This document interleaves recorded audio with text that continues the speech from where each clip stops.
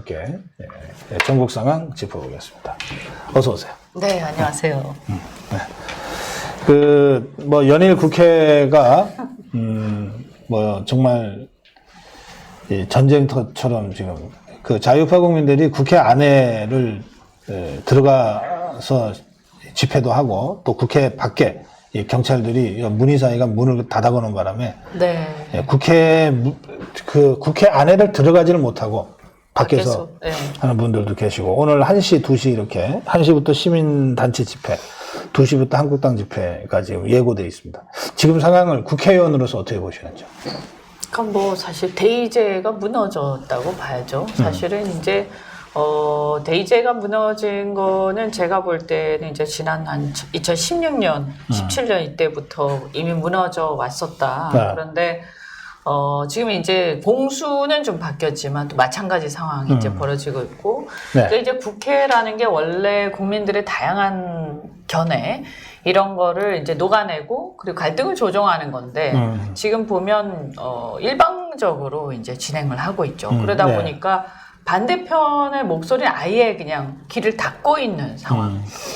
그래서 이런 상황에서는 반대편의 목소리가 국회를 통해서 여과가 되는 게 아니기 때문에 반영이 되는 게 아니다 보니까 반대편의 견해를 가진 국민들이 스스로 직접 나설 수밖에 없는 이런 상황이 된 거죠. 그래서 사실은 이건 국회 실패라고 볼 수가 있습니다.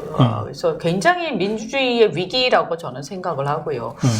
이렇게 되면 결국에는 이제 직접 민주주의로 가는 건데, 이제 만인에 대한 투쟁 상황으로, 그럼 이건 국민 입장에서는 저항권 행사로까지 가야 되는 이런 네. 상황이 이제 벌어지는 거죠. 그래서 네. 저는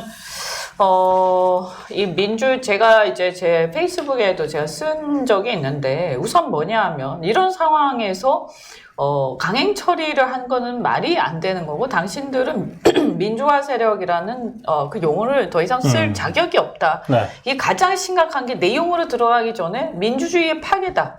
라고 저는 생각하는 거죠. 지금 이런 상황은 저는 헌정 중단의 위기라고 봅니다. 네. 그래요. 지금 이제 아예 원안을 무기명으로 자유투표하자. 네. 라는 의견들이 하여튼 민주당 쪽에서도 나오고 한국당 쪽에서도 일부 네. 너네 진짜 자신 있으면 그렇게 한번 해보든지 이렇게 나오는데 네. 그 가능성은 있습니까? 그 합의가 되면 할 수 있겠죠. 민주당, 여야 간에. 한국당이 합의하면 되는 거죠. 네, 네. 합의하면 그 경우에 부결될까요? 가결될까요? 예측하기가 어렵습니다.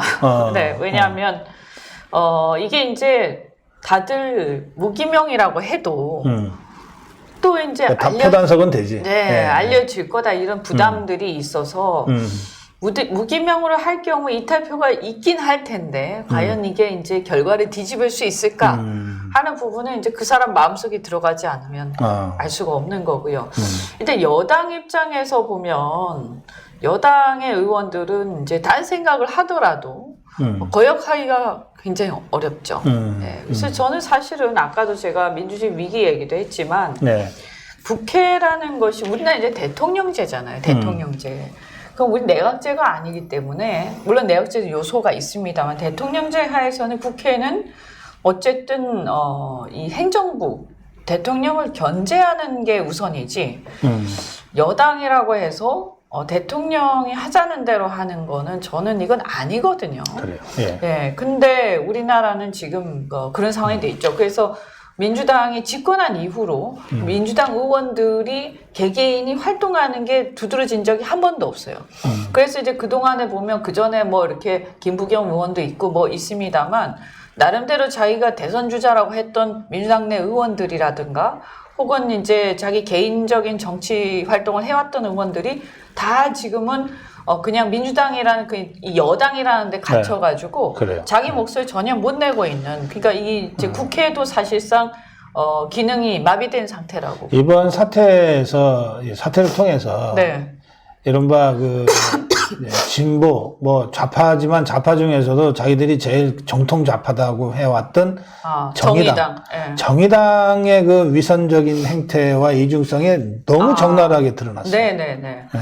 정의당에 이제 정의가 없다 제가 계속 얘기를 해왔는데 네. 사실 그래도 이제 소수당이지만 정의당의 어떤 순수성 이런 것들을 지지하던 젊은이들이 좀 꽤 있었단 말이죠. 네. 근데 제가 파악하기로는 특히 이제 젊은 정의당 당원들이라든가 지지자들이 지금 많이 와해되고 있는 중입니다. 왜냐면 전 최근에도 한 일주일 전에도 제가 정의당 당원이라고 하는 젊은이를 우연히 어떤 행사장에서 봤는데 이 친구 굉장히 힘들어하더라고요. 그래요? 네, 그래서 자기가 지금까지 생각했던 정의당이 아니다 이 모습은 그러면서 여러 가지 이제 갈피를 못 잡으면서 이제 저한테 여러 가지 질문도 하고 상담을 했었는데 그래도 이제 제가 볼 때는 이번에 특히 정의당 그리고 이 심상정 대표, 심상정 의원, 심상정 의원의 어떤 그 민낯 네. 이런 게 완전히 드러나서 저는 이번 총선에서 심상정 의원은 심판을 받을 거라고 생각을 합니다. 그래요. 알겠습니다. 그 신당 창당 얘기 전에 한 가지만 더 짧게 짚을게요. 이게 저 이낙연이랑 같은 당이었던 경험이 있죠. 네, 네, 그렇죠. 그쵸? 네, 그리고 이제 비주류였으니까 몇 번 이제 그렇죠. 뭐 식사도 하고 네. 자주 봤죠. 이 사람이 대한민국 국무총리인데요. 네, 북한의 우리민족끼리라는 이 불법 유해 사이트, 네. 우리 방송통신심의위원회가 불법 유해 사이트로 차단한 사이트예요. 네, 왜냐하면 북한의 대남 공작 사이트니까 이것을 트위터로 팔로우를 했다가 논란이 되니까는 취소를 하면서 변명을 뭐라고 했냐면 해명을 기억에 없다. 했다면 아마 실수했을 것이다. 네. 실수를 했을 것이다. 네. 이거 어떻게 보세요? 저는 뭐 이제 그냥 이 사람의 특징이라는 게 네. 이낙연은 특징이 뭐 이렇게 외람된 얘기인데 예. 개인을 두고 얘기하기가 그런데 네.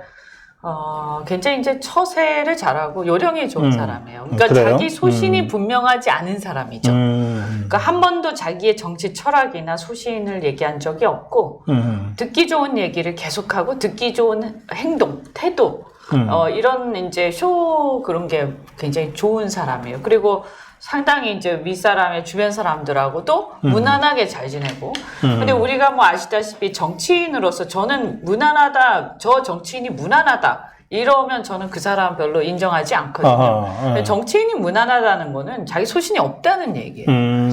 그래서 사실 그렇기 때문에 비주류임에도 불구하고 여기까지 총리까지 온 거고 사실은 이제 유력한 대권 주자로까지 떠 있는 상황이죠. 그러니까 이 사람이 실제로 어떤 철학을 갖고 있냐 북한 문제에 대해서 그거는 저는 이제 제가 판단할 때는 이낙연은 대북 관계에 대한 소신이 없다라고 저는 생각합니다.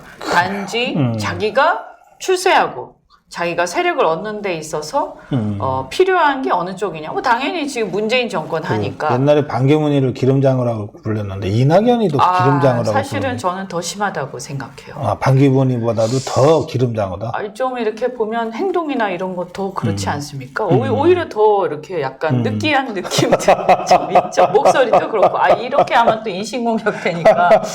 어쨌든 뭐 저는 다 좋은데 제가 그래서 제가 이렇게 좋아하는 스타일은 아니기 때문에 그래서 이제 내부에서도 이렇게 무슨 선거 자잘한 선거들 뭐 원내표라는 거 뭐 이런 선거들이 있잖아요. 그럴 때 저는 지지한 적이 한 번도 없어요. 네, 왜냐하면 저 사람은 자기 소신도 없고 이렇게 요령껏 이렇게 세상을 아주 처세껏 살아가는 사람인데 다른 직업은 모르겠지만 정치인이 자기의 철학이 분명하지 않다. 네.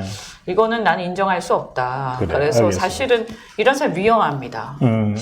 위험하죠. 왜냐하면 이렇게 그때 시류에 따라서 우리가 예측하지 못한 결정을 할 가능성이 많이 있죠. 그러니까 예측이 안 되는 거죠. 저 사람은 그냥 무난한 사람인 줄 알았는데 나중에 보면 과격한 결정들을 막 하는데 그 대표적인 예가 문희상 의장 같은 거죠. 뭐 겉으로 보면 얼마나 온화하고 뭐 이렇게 무신분립 이런 얘기하면서 각 그 뭐 당파를 떠나가지고 모든 의원하고 잘 지내거든요. 문희상이가 그래요? 그렇죠. 국회에서 아주 뭐 그냥 부드럽고 뭐 어떻게 보면 무난하죠. 그야말로 적이 없는 사람이었는데 이런 사람이 이제 어떻게 되냐면 대개 보면 그렇게 무난하게 지내다가 권력의 어떤 코앞에 딱 가는 순간 예측하지 못한 행동들을 막 합니다. 그게 그러네.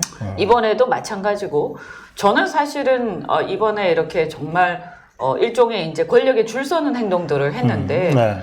그렇게 하는 것이 저는 뭐 당연히 예측되는 상황이다. 왜냐하면 문희상이라는 사람 자기 소신이 없기 때문에. 그러니까 예를 들어 차라리 그동안 약간 적도 있고 그렇게 했지만 이 사람이 의회주의에 대한 소신이 있고 이렇다면 이런 행동 할 수가 없죠. 그렇지. 네. 그렇지. 알겠습니다. 자, 여기 이제 우리 이현주 의원 나오시니까 뭐 댓글창이 아주 뜨겁습니다. 네. 댓글창이 아주 뜨거워요. 네. 막 찬반 양론이 막 네. 붙어 있어요. 네. 그런데 그 전에 먼저 질문이에요.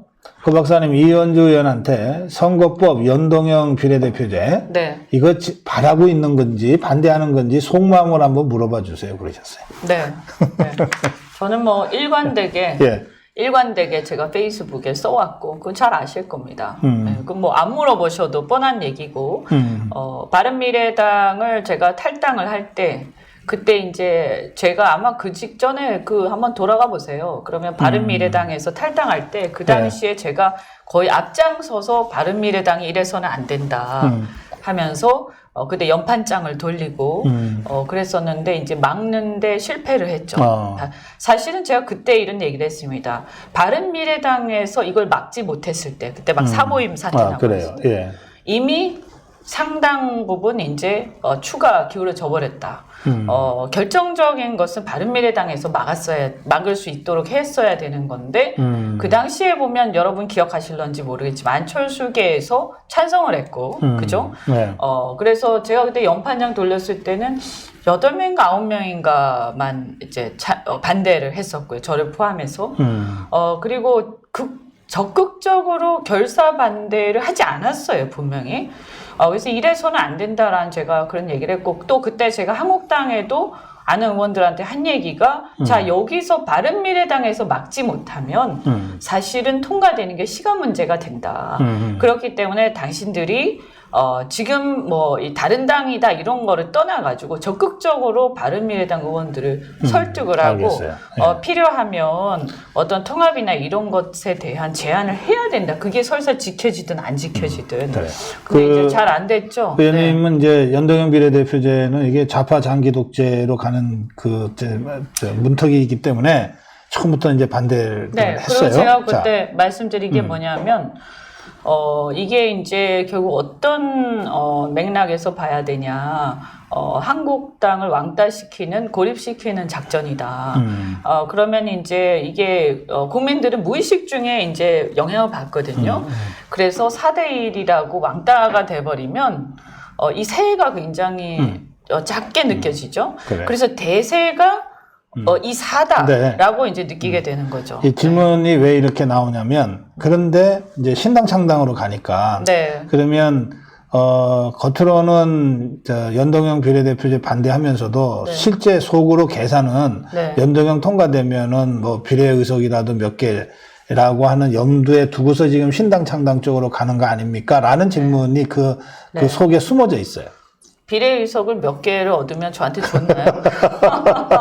제가 뭐 그렇게 비례 몇 석 얻자고 이렇게 하는 줄 압니까? 정말 저는 실망입니다. 비례 몇 석 얻는 게 문제가 아니고요. 이 상태로 가면 한국도 못 이겨요, 선거를. 어쩌자는 거예요. 못 이긴다고요. 물론 이제 우리 박사님은 이긴다고 큰 소리 치시지만 저는 선거를 굉장히 냉정하게 봅니다. 수도권에서 이 상태로 가면 전멸입니다. 그럼 뭐냐? 우리가 없는 땅을 갖다가 얻어야 되는 거예요. 그래서 한국당이 제가 그래서 계속 얘기하는 게 이 상태로 가면 안 되기 때문에 우리가 자기 지지층 결집한다고 선거 되는 거 아니거든요. 그러면 사실 그동안에는 결집을 노력을 해왔겠지만 이제는 뭐냐면 전략적 판단들을 하고 우리가 얻지 못하는 표들을 긁어모으는 작업들을 해야 되는데 뭐 그 중에 하나가 뭐 한국당이 이 상태로 가면은 전멸이라고 그랬잖아요. 수도권에서. 그러니까 이 상태가 어떤 상태를 말씀하시는 거예요? 그러니까 이제 쇄신을 안 하고. 네, 그러니까 뭐냐면 이 어떤 탄핵 당시에 이렇게 막 그 서로 싸웠던 그 무리들이 그때 이제 대표적인 사람들이 그대로 나오고 그래서 이제 다시 또 그것이 재현되고 그 상황들이 이제 국민들의 무의식 속에 다시 이제 드러나고 그게 이제 탄핵하면 이제 그 한국당이나 그쪽 보수 지지층만 생각하는데 그게 아니고 중도층이 굉장히 중요하잖아요. 사실은 선거에서는. 근데 중도층의 입장에서 보면 이제 어쨌든 한국당 꼭 지지해서가 아니라 그 당시에 이제 한때 지지를 했으니까 집권을 한 거 아닙니까? 중도층이. 그죠? 근데 자신들이 이제 지지를 해서 했는데 그 과정에서 상당한 이제 정신의 충격을 많이 받았거든요. 국민들이. 그래서 이제 저도 어떻게 보면 그런 층하고 가까운 사람이기 때문에 주로 주변에 그런 사람들이 제 주변에 많이 있어요. 그래서 그러면 그런 사람들이 하는 얘기를 제가 많이 듣고 있기 두 때문에. 가지로 이제 지금 의원님 말씀하시는 걸 우선 이제 그 지금 한국당에 예전에 그 박근혜 대통령을 탄핵할 때 그 집단적으로 배신해서 탄핵 쪽에 섰던 사람들이나 네. 그걸 막아내지 못한 무능력한 사람들이 지금 섞여 있는데 네. 이 사람들이 그대로 공천받으면 이건 뭐 힘듭니다. 희망이 없다는 거 아니에요? 네. 그러니까 저는 이 사람들이 절대 공천받을 리가 없다고 생각하죠. 앞으로 이제 그건 두고 봐야 될 일인데. 뭐 두고 봐야죠. 저는 탄핵을 그 좌파들하고 손잡고 집단적으로 배신해서 탄핵한 사람들 네. 전부 정리해야 된다고 생각해요. 네. 또 할 거라고 봅니다. 네. 동시에 이른바 그 친박의 그 있은 정치인들 중에도 호가호위한 사람들 많이 있죠. 예, 그리고 이 무능하고 기회주의적인 처신으로 그냥 속수무책 대통령 탄핵 때에 자유우파가 완전히 몰락하는데 아무것도 안 한 사람들 다 정리해야 된다고 생각해요. 정리하고 네. 그래서 저는 현역 의원 70% 80% 물갈이 해야 된다고 제가 그동안 주장해 왔어요. 네. 그러면 이렇게 만약에 제 주장대로 되면 네. 그죠? 제 주장대로 되면 굳이 한국당과 다른 신당을 할 이유가 없다라고 저는 보는데 그 점은 어떻게 생각하십니까? 이제 제가 항상 얘기하는 게 예. 제가 얘기하는 게 바로 그런 점이죠. 네. 그러니까 한국당이 네.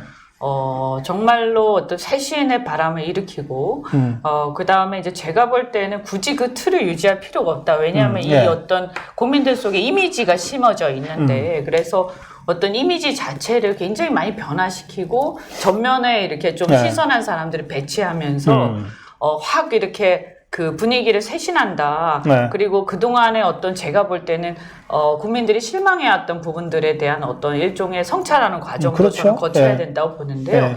이런 것들이 진행이 된다라고 하면 당연히 그것은 오히려 우리가 힘을 합하는 쪽으로 저는 당에 갈 거라고 지금 생각을 해요. 황교안 대표가 현역 의원 최소 50% 이상 물갈이 하겠다고 지금 여러 차례 얘기하고 네, 있잖아요. 네. 근데 이거는 최소 50%니까 그게 60, 70이 될 수도 있고 뭐 더 갈 수도 있어요. 네. 근데 우선 50%만 보더라도 지금 더불어민주당이 25%를 최대치로 잡고 있거든요. 네. 네, 물갈이 폭을 25% 현역 의원 25% 물갈이를 더불어민주당은 최대치로 상정하고서 지금 하고 있어요. 그러면 이게 산술적으로 단순 산술로 보더라도 이미 더불어민주당보다 2배 이상의 물갈이를 공언하고 지금 하고 있는 중이잖아요. 네. 그리고 국회의원 지금 재선이잖아요. 네. 국회의원 현역 의원들을 절반 이상을 교체한다는 게 우선 쉬운 일이 아니에요. 그렇죠. 네. 네. 이거는 정말 혁명적 결단과 뭐 이런 거가 없으면은 네. 이건 아무도 하기 어려운 일이었어요. 네, 네. 그동안 DJ나 YS 같은 정말 이 사람들은 생각만 먹으면 하루아침에 신당도 창당할 수 있는 네. 그런 사람들이 공천혁명을 대통령이 돼서 해도 40%였어요. 그런데 지금 황교안 대표는 50% 이상 하겠다고 하고 있잖아요. 네. 그렇다면 그것이 현실화된다면 함께 힘을 모으는 게 맞는 것 아니냐. 제가 그러니까 그렇게 이제 다시 제 얘기는 뭐냐면 토론합니다. 이제 예. 닭이 뭔지냐 달걀이 뭔지냐의 네네. 문제인데 제 얘기는 뭐냐면요. 바깥에 압력이 없으면 네. 못합니다. 그 황교안 혼자서 할 수 있는 것도 아니고 예. 예를 들어서 아무런 위기가 없는데 그 의원들을 그렇게 하기가 쉽지가 않거든요. 물론이죠. 네, 그리고 황 대표가 이제 공언은 했지만 실제로 그것을 해내는 건 또 다른 문제인데 아시겠지만 막상 공천 상황이 되면요. 이 한 명 떨쳐내는데도 난리가 네. 나기 때문에 그걸 버티기가 굉장히 어렵거든요. 음. 더더군다나 이제 향후에 자신의 어떤 정치적 행보에서 나는 앞으로 뭐 어떤 선거를 나가겠다 이렇게 마음먹고 있는 사람 더더욱 그렇다. 그래서 저는 사실은 이 공천 문제에 대해서는 만약에 큰 꿈이 있는 사람이라면 자기가 손에 피를 묻히는 거는 남을 시키는 게 맞다고 생각을 해요. 네. 그런데 그런 과정들에서도 사실은 이제 이 아주 가열차게 이제 대차게 이것을 하기 위해서는 네. 저는 여러 가지 복합적인 에너지의 변화가 필요하다라고 생각을 합니다. 그래서 예컨대 그러면 이런 거죠. 그냥 아무것도 안 하고 지금 상태가 안정적으로 유지된다고 치자고요. 그러면 현재 이제 한국당의 지지층이라는 것은 약간 박스권에 갇혀 있는 이제 상황인데 이런 상황에서 어떠한 변화는 별로 일어나지 않는데, 네. 그리고 이제 이 안에 이제 갇혀 있으면서 자신들만의 세계에 갇혀 있다 보면 사실 기존의 어떤 기득권 같은 경우에는 더 공고해지거든요. 그러면 이거를 말이 쉽지 그렇게 막 휘두른다는 게 저는 현실적으로 제가 정치를 하는 입장에서 보면 그것은 말처럼 그렇게 잘 안 될 것이다 이렇게 보고요. 물론 물갈이가 또 다는 아니에요. 여러 가지가 있죠. 이제 쇄신하는 게 정책적 내용, 그 다음에 이제 이미지, 그 다음에 여러 가지 이제 당의 어떤 지지 기반 여러 가지가 이제 바뀌어져야 되고 좀 더 젊은이들한테 이렇게 좀 더 어필할 수 있는 거. 그 다음에 또 어떻게 보면 영남 지역 외에 다른 지역에도 어필할 수 있는 여러 가지 요소가 있는데 이런 것들을 하기 위해서라도 저는 이게 굉장한 우리가 어떤 변화가 일어나려면 이 막 북적거리면서요. 막 극단 뭐 어떻게 보면 이 갈등의 막 그걸 가야 돼요.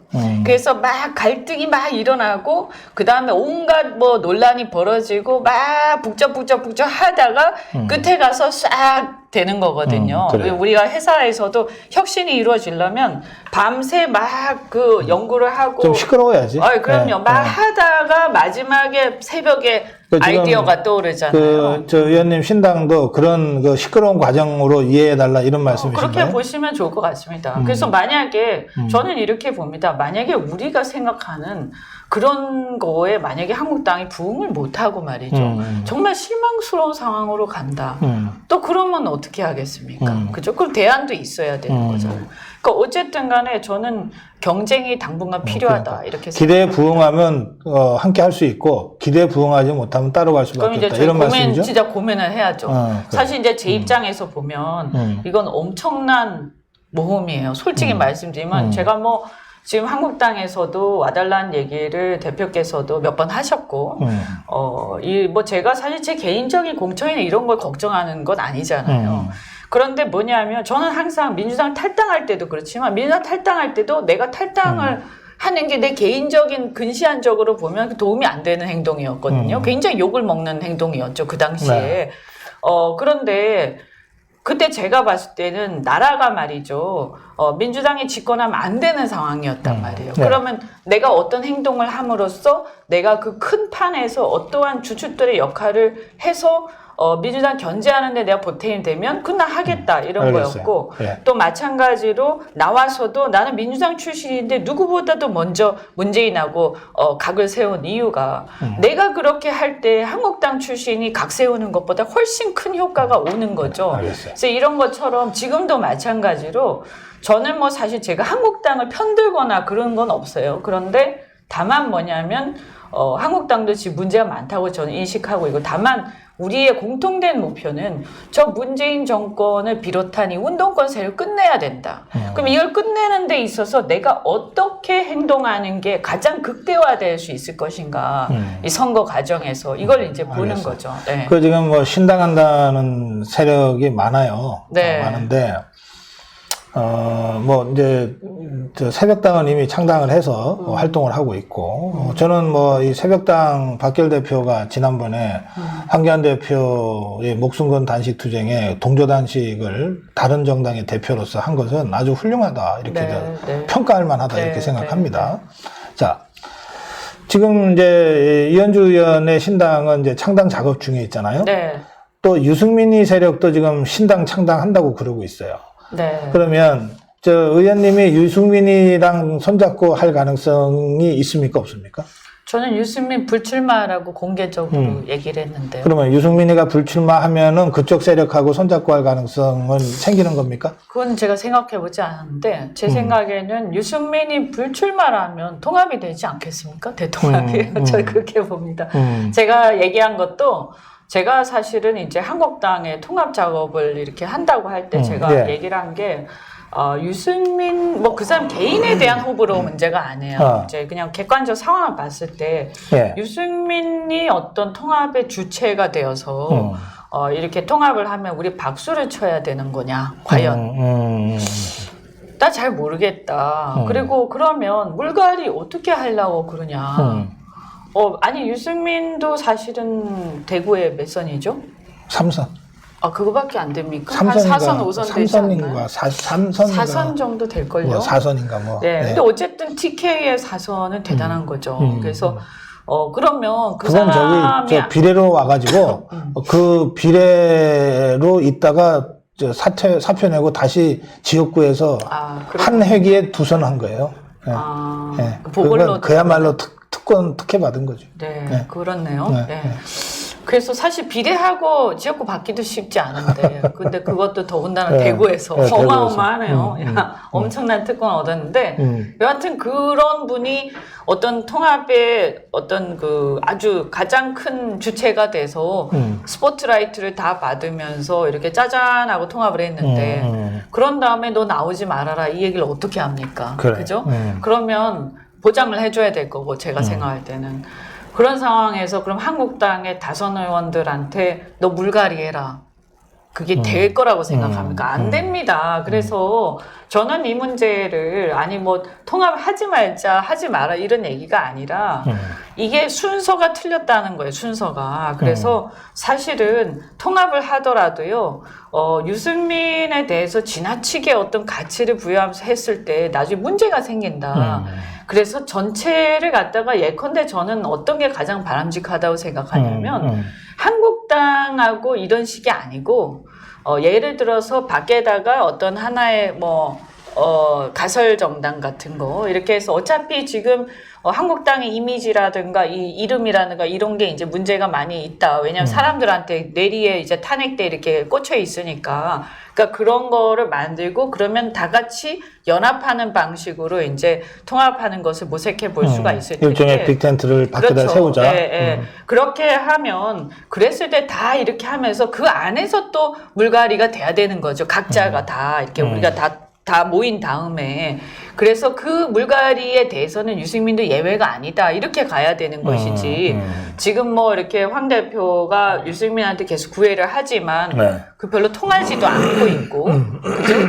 오히려 저는 유 대표야 유승민 의원이야말로 아마 저는 그냥 독자로 갈 것 같아요. 그래요? 왜냐하면 이 사람의 목표가 뭐 자기가 유일한 대선 주자라고 얘기를 했기 때문에 보수에서 뭐 어떤 인터뷰를 보니까 그래요. 그래서 제가 사실은 그걸 보고 굉장히 실망을 했는데 야 이분이 왜 이러냐 도대체 그런데 그렇게 생각하고 있기 때문에 지금 이런 아까 그 딜레마 그러니까 물갈이하고 부딪히는 거 아닙니까? 이 딜레마에서 자기가 내려놓겠다라는 생각을 안 하실 거예요 아마. 그러니까 사실은 굉장히 딜레마가 뭐냐면 알겠어요. 이쪽 변혁 쪽의 의원들 같은 경우에도 통합을 하고 싶어도 못하는 거예요. 거기 걸려가지고. 그러니까 제일 이거는 저는 보수 통합의 가장 첫 번째는 유승민 의원이 좀 이렇게 내려놓는 거라고 저는 생각을 해요. 불출마 선언을. 하는 그리고 거다. 또 그게 자기 자신한테도 좋아요. 왜냐하면 나와봤자 안 돼요. 안 되고 시끄러워요. 그럼 우리가 문재인 정권 타도 그 다음에 여러 가지 미래에 대한 비전 이걸로 선거를 치러야 되는데 선거 이슈가 뭐 유승민을 어떻게 할 거냐가 막 이렇게 언론에 주목이 되고 그럼 선거 전략에 차질이 생기죠. 그래서 알겠어요. 본인이 사실은 좀 이렇게 한번 죽어주면 저는 오히려 그리고 나면 국민들이 오히려 약간 분이 풀릴 수도 있고요. 그러면 나중에 자기가 뭐 때에 따라서는 한번 도전해 볼 수도 있겠죠. 근데 그걸 보더라도 장기적으로 본다면 지금은 본인이 좀 이렇게 내려놔 주는 게 알겠습니다. 여러 사람을 위해서 좋지 않겠는가. 예, 그렇게 봅니다. 여기 오늘 이제 많은 분들이 뭐 찬반 토론을 지금 진행하면서 이현주 의원 말씀 듣고 있는데 저 마지막 질문 드릴게요. 이 많은 의견들 중에 보면 이현주 의원의 신당 창당이 자유파를 분열시키고 있다. 그리고 이로 인해서 말로는 문재인 좌파 세력과 투쟁할 모든 자유파가 뭉쳐야 된다고 하지만 결과적으로는 이 자유파의 분열로 이 좌파들한테 어부지리를 줄 위험성이 너무 높다. 이런 비판적인 그 주장들이 많습니다. 이 문제에 대해서 의원님 어떻게 생각하세요? 여기서 주로 그러신 것 같은데, 예. 네, 아니 뭐 지지하는 사람도 많이 있다는 점 분명히 말씀을 드리고, 예. 예컨대 저는 이렇게 생각합니다. 저를 아마 이 신당을 지지하는 상당수가 과거에 국민의당을 지지했던 사람입니다. 예, 지금 보면 그렇습니다. 아, 저기 안철수 세력? 예, 그렇습니다. 지금 안철수는 안 들어옵니다. 자, 제가 이 신당을 창당하지 않으면 이 세력은 민주당으로 갈 겁니다. 예. 이런 전략적인 생각을 좀 하셔야 된다. 저는 이렇게 생각하고요. 네. 이게 말이죠. 그리고 또 저는 이렇게 봐요. 저는 사실은 한국당을 지지하거나 변형을 지지하거나 하는 게 아닙니다. 그냥 자유 세력을 지지할 뿐이에요. 그러니까 우리가 어떻게 판이 벌어질지 잘 모르겠어요. 그렇지만 결국에는 문재인 세력을 견제하고 자유 세력을 범자유 세력을 늘리고 넓히고 그래서 사실은 이게 왔다 갔다 하는 뭐 국민의당 세력이라든지 이런 사람들을 우리 쪽에 붙여가지고 이기는 게 중요한 것이지. 지금 이렇게 자유한국당 중심으로 자꾸 생각해봐야 이게 20% 30%못 넘는데 여기 내가 들어오고 안 들어오고가 대세에 크게 지장이 없어요. 사실 제가 볼 때는. 물론 도움이 좀 되겠지만 그러면 저는 이제 묻고 싶은 게 제가 한국당 지지세하고 겹치는 부분도 있겠죠. 그런데 저는 솔직히 이렇게 생각해요. 제가 한국당 지지세하고 겹치면 그 사람들이 저를 지지할까요? 한국당을 지지할까요? 저는 뭐 그건 오히려 내가 손해라고 생각을 해요. 그냥 안에 들어가면 조용히 끝날 걸 갖다 욕먹어가면서 왜 이 짓을 하냐. 그렇지 않습니까? 냉정하게 얘기해서 선거가 코앞인데 바보도 아니고. 근데 이런 거예요. 바깥에 이 국민의당 세력이라든가 또는 유승민을 지지했지만 지금 유승민한테 실망한 사람들은 한국당이라는 문턱에서 이 발을 못 디디고 있어요. 그거 저도 사실은 그런 심리적인 게 있거든요. 저도 시작을 민주당에서 국민의당 활동을 하다 보니까 한국당하고 우리가 협력은 하고 연대도 하고 하지만 때로는 그리고 문재인 싫으니까 네. 그리고 이 체제에 대한 그 위기의식이 같기 때문에 그러나 이제 과거에 이 한국당이 보여준 행태나 이런 거에 대한 거부감이 있기 때문에 저도 발이 이렇게 안 떨어지는 거예요. 한국당 막상 가려고 생각을 해보니까 네. 이런 저 같은 사람이 제가 볼 때 한 20, 30%는 있다고 봐요. 그러면 뭐 30%까지는 아니지만 20% 있다. 그러면 이 사람들을 어떻게 해야 우리가 이 사람들을 못 끌어들이면 지는 거잖아요. 그리고 제가 얘기하는 게 뭐냐면 첫 번째 우리가 그 한국당이란 문턱을 이 발을 못 드는 뭔가 심리적인 장애 요인이 있다. 그럼 이걸 없애기 위해서 아까 제가 얘기한 것처럼 물갈이부터 해서 그 다음에 한국당 이미지 변신 뭐 또는 제3의 지대에서 당을 만들어가지고 거기에서 합당하는 거 뭐 여러 가지를 우리 모색해야 된다는 얘기고 네. 그거는 국민들한테 표를 받기 위해서 그 필요한 작업이에요.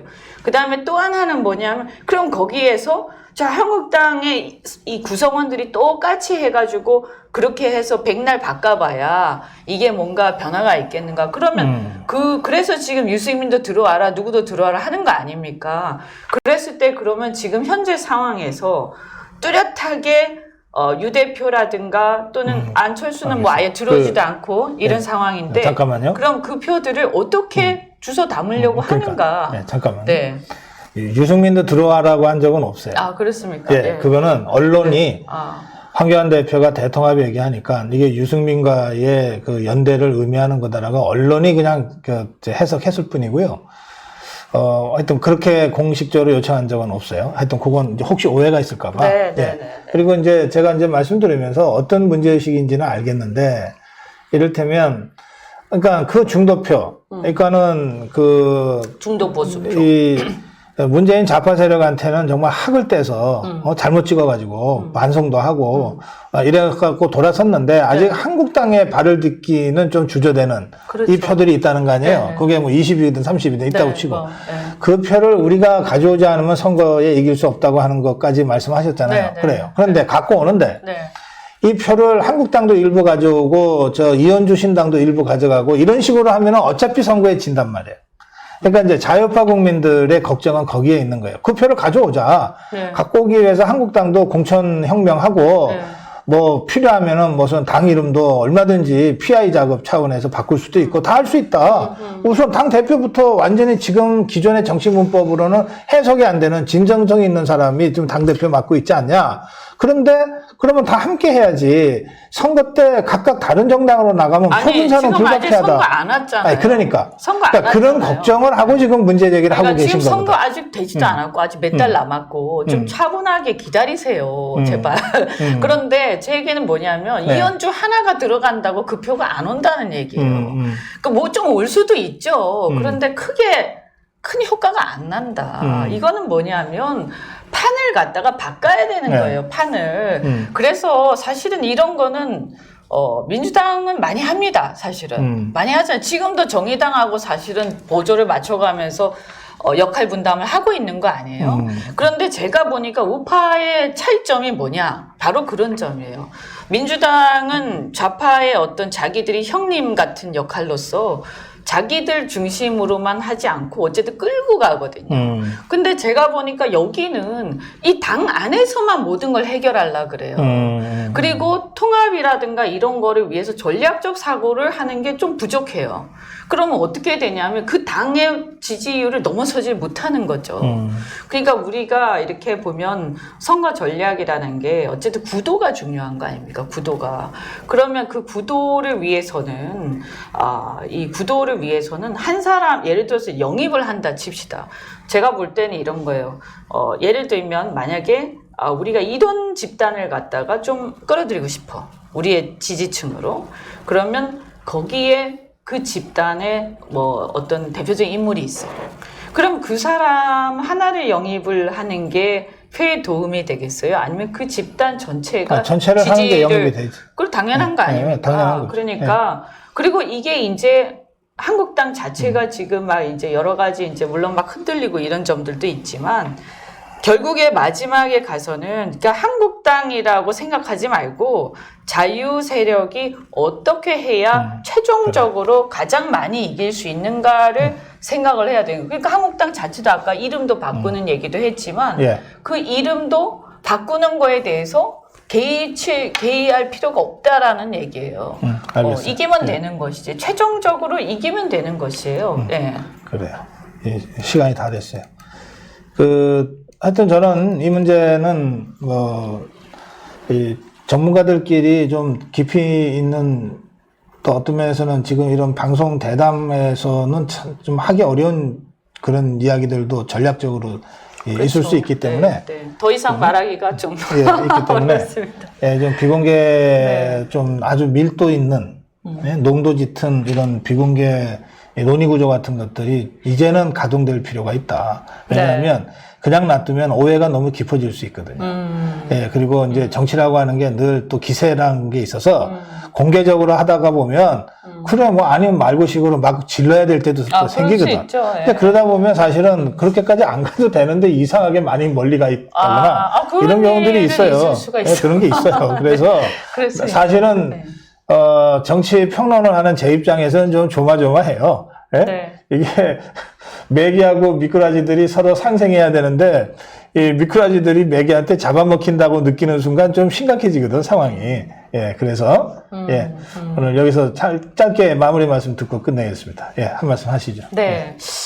그래서 저는 이렇게 좀 우리가 뭐냐면 저는 이렇게 생각해요.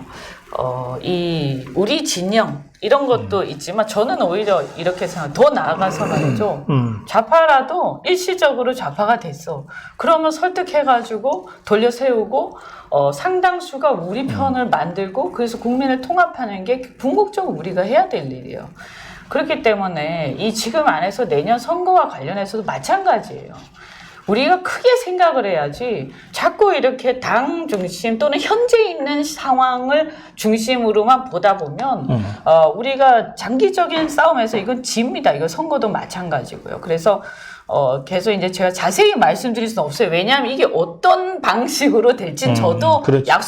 저도 뭐 예측이 안 되는 거 아닙니까? 뭐 예를 들어서 작은 통합이 될지 큰 통합이 될지 아니면 전략적 연대를 할지 여러 가지 방법이 있을 텐데 그런데 현재 있는 상황을 그대로 갖고 가면 지금 불리해진다라는 것은 많이 공감을 하는 거기 때문에 이 상황을 변화시키기 위한 몸부림을 쳐야 된다는 거고 이 변화의 속에서 제가 깃발 들고 변화의 깃발을 들고 앞장을 설 테니까 그 앞장 서는 것에 대해서 제가 욕먹을 각오를 하고 하는 거예요.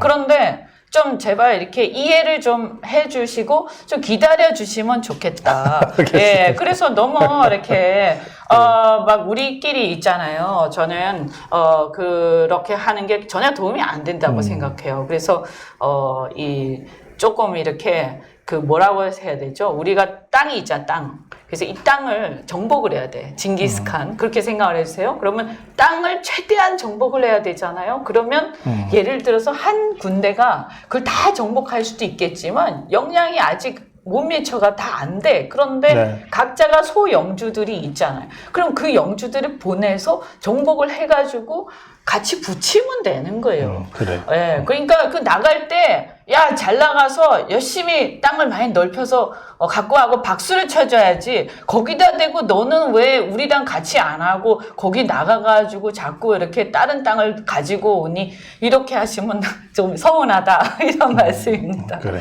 오케이. 네. 알겠어요. 그래. 이은주 의원과의 대담, 예, 여기서 마무리해야 되겠습니다. 예, 잘 들었습니다. 고맙습니다. 네, 고맙습니다. 그리고 제가